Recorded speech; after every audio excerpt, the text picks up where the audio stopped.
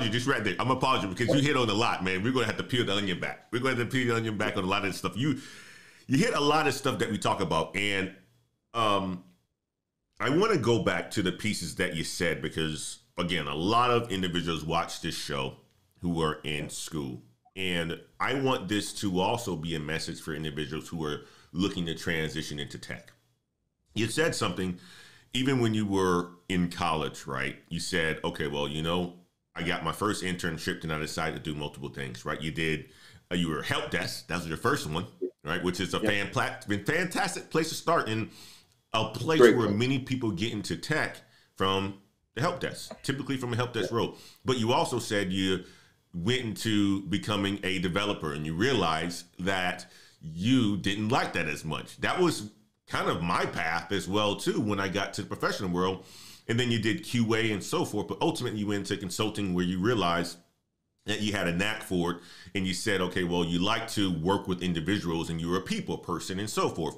That's where I found my knack as well too after leaving the development organization inside the company that I was working for at the time and moving over to the services organization as the same software engineer. Right? There's a difference, right? One software engineer or developer, you're sitting behind and coding all day without talking to customers. There's another one where you're, in front of the customer, you are making changes to the current platform to fit the needs of the customer, right? So you're doing customizations, enhancements, configurations, all that other stuff. But you only do that by talking to customers, which is, the implementation services, right? So that's a piece where I thrived at, and it sounded like that's where you thrived as well too. But I wanted to emphasize on that part is that you did many things early to figure out what it is that you liked. And that's with me as well too. I started off as a help desk, then I became a developer at a company on my first full-time role into the professional world. And then I transitioned over to the professional services organization as a software engineer and absolutely crushed it and continue to crush it ever since. But it was the fact of you're doing many things and getting your hands on many things and touching many things. And ultimately, at the end of the day, this is what I would say, guys, is for you looking to get into tech, there's no bad role. There's no bad role. You just find a place, get your hands on it, see if you like it or not. If you love it, continue down that path. Continue down that path. If you don't, there's always ability to transition and do something else. So you find a way, or you find a career or a job that you actually love and continue to pursue that career path. So I wanted to hit on that piece of it that you said, Jonathan, because I think that's an important part for individuals looking to get into tech. They always come to, Coach Antoine. What's the best role? What's the best major? There's no best. There's no best. You're going to figure it out. It's different for many people. You liked the customer facing piece of it. Some people don't like that. They're not extroverts. They don't like to talk to clients. They want to sit behind the back door. That's me as well too. So I want to reiterate that point is that, guys, do as many things as you can until you find out ultimately what it is that you like. Continue on, Jonathan. Yeah, I'm a big fan of that sort of thing. Like I try to stress people, and like if anyone's in some of these various Black tech Facebook groups, I try and get in there too. I try to be fairly active.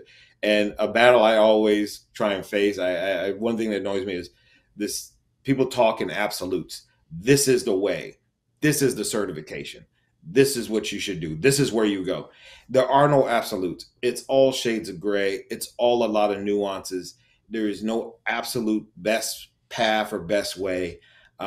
So I always try to say, like, you take the bits of advice from everything you hear and read, and then you have to really kind of put it together for what makes sense for what you're trying to do. And so that kind of gets into where I was. So I was doing the various consulting roles early on, and I really liked it. And one of the good things about consulting is I always try and say, because I'm a big fan of it, as I said, is you try a lot of different things. And I got to discover the thing that I really liked. I liked working with people and customers. I liked working with data. I guess I'm a bit conservative by nature. So one of the things I liked about data is when I was looking at different areas of tech that I want to do, I like the idea of working with an area that every business has to deal with. If I learn the latest new whiz bang, language that everyone's doing, well, not every company's getting into that. Some businesses are going to definitely be trailers. They're not going to get into this news tech till as long as, and so you're kind of limited in a way of where you could go with that particular skill set. But a thing like data, guess what? Everyone has data. Everyone has to manage data. There's always going to be a role you can work. There's something with data at the real estate company and the super big, tech giants, right? So there's always an opportunity for the tech role, for the data roles. So I really found that I like data. I like working with customers, and I ended up getting introduced to a particular software vendor, a package that worked with data, particularly data movement, a company called Informatica. Mm-hmm. And it was just like taking that programming class in high school at the last semester where I just took to it. I got really, really good at it. I was super good at it to the point where, I was known throughout the country. I was supposed to be aligned to a particular, I was working for just like government roles. I was doing state and local consulting for the consulting firm, but it was like, nope, you're too good at this. I ended up doing all kinds of projects. I'm working at finance companies. I'm working at media companies. I'm working at government. I'm all over the place doing this stuff because I just really got good at it. And that's also one of the things I try and stress to people is like, don't just get into stuff because it's like, oh, all the money's in X role. Because I find that the people who will do that are usually not very good at it, and they're not good at it because they don't really like it. I find you're better off going down a path, find something you like to do. Now, I'm not saying you got to be, oh, I love doing this. This is the best thing. But no, you got to reasonably enjoy that kind of work. I find a lot of tech people, particularly as they hit those six figures and then the next level of six figures and so forth, that it becomes less rewarding once you're financially sort of stable and you're not check to check, right? You're not stressing about how you're going to pay this or pay that. The money is not as big a motivator as it was when you were trying to get in. And what happens is if you don't enjoy that work, guess what? You're not very good at it. And that also, if I fast forward, my journey into sales was I was doing the consulting. I was working, doing this Informatica back to the point that I then eventually got hired by Informatica and joined their services division. And I was doing their services work, and I was doing it all over the world. I would be doing projects in the US. I did Canada. I did the Netherlands. I did Japan. I was in Japan so long that eventually the Asia Pacific director just hired me, and I just moved to Sydney. And I was going to move to Sydney for, they said for a year, maybe two. I was there nearly 10 years. Wow. It was a good and bad thing in the sense that I was there. It was very fun. I was enjoying living in Sydney and covering all of Asia Pacific. And, I ended up spending a year in New Zealand. And while I was there was when the financial crisis hit, like in 07, 08. And so Australia's economy kind of grew by 1% while I was there. So it was like, as I had friends and other expats that returned back to the US, I was like, hey man, I'm thinking of coming back. Should I come back? No, don't rush back. No, it is bad here right now. And so I was like, okay.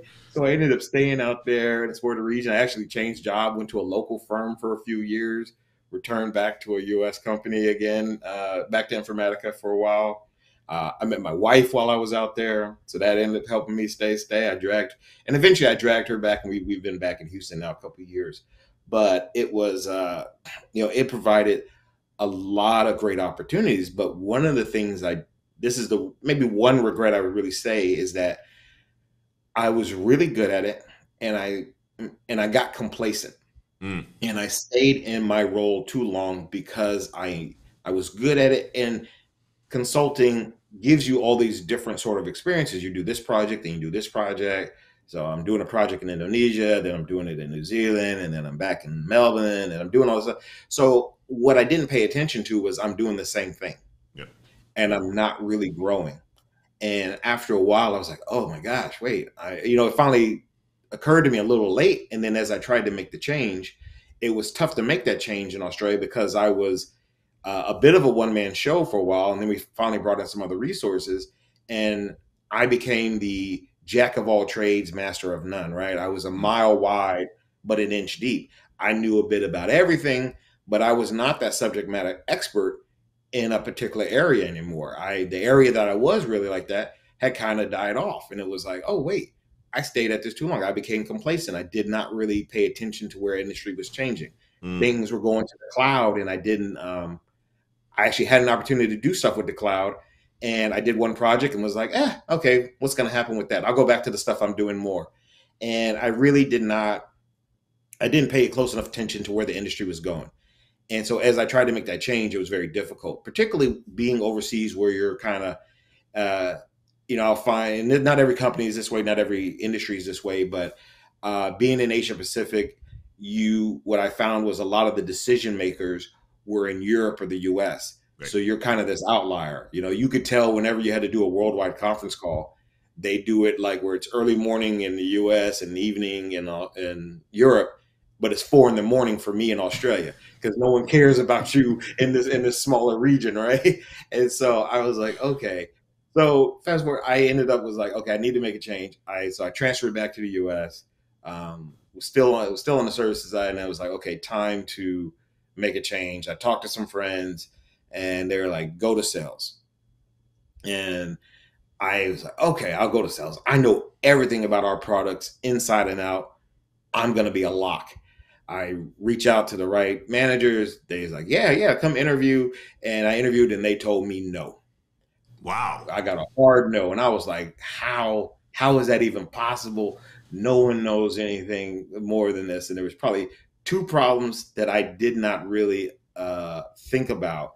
And this is something I really try to stress to people who are early in their career to make sure this is something that was very relevant, whether you're being in sales or not, is I came in there too much as a tech person and not enough as a business person. And one of the criticisms back that I kind of got when I got some feedback was that basically I gave a presentation and all I talked about was I showed how well I know the products, but we're not selling the product, right? We're selling its use. We're selling the art of the possible. What we're selling is, what I like to give an example is, we're selling something that's going to make you, the customer, a hero, right? You're the superhero, right? It's like, if you're Thor, I'm selling Thor's hammer. Thor's the hero, right?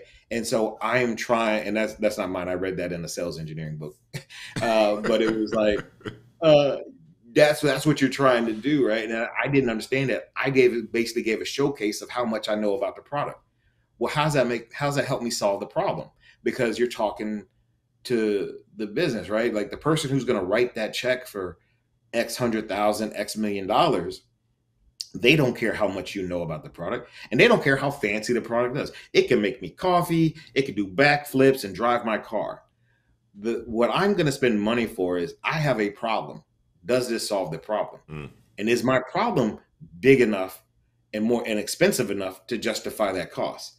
If you don't understand the business you're dealing with, like I see so many people get so caught up in, okay, I understand how to do the permissions on this, and I can set up the firewall on that, and all these sorts of technical things, which you do need to understand, you do need to do. But why is that important? Why is what this new product, with this new Azure product or this new GCP offering that they have, and why is it important? Because basically all decisions come down to, is it making me money or is it saving me money? Yep. So if you can't map whatever that product is to one of those, you're missing a big segment of what you need to understand in your role. And and sometimes those lines are fuzzy. It's not as clear. There's not a clear, like, if I do this, it saves me this. But understand how it maybe fits in the bigger picture of how that thing makes money or saves people money. Do I have to hire less people?